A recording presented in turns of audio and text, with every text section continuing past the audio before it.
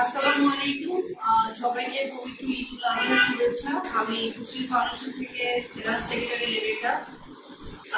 আসন্ন পবিত্র ঈদ উল আজহাতে আমাদের বাংলাদেশ ব্যাপী যত পেশার মানুষ আছেন এবং সাধারণ জনগণ আছেন সবার সুস্থতা কামনা করছি এবং সবার নিরাপদ যাত্রা কামনা করছি।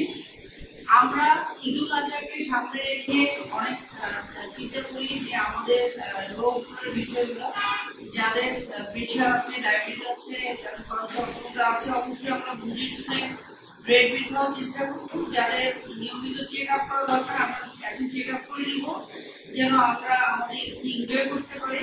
পরিমাণ মতো অবশ্যই আমাদের মিট খাওয়া যায়, সেটা স্বাস্থ্যগত জটিলতা এড়াতে, এবং অবশিষ্ট ডায়েটিশিয়ানের পরামর্শ মতো গ্রহণ করবেন। সাথে যে আমাদের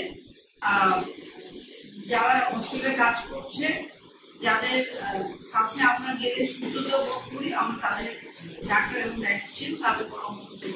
সবাই সুস্থ ভালো থাকবে। আসসালামু আলাইকুম।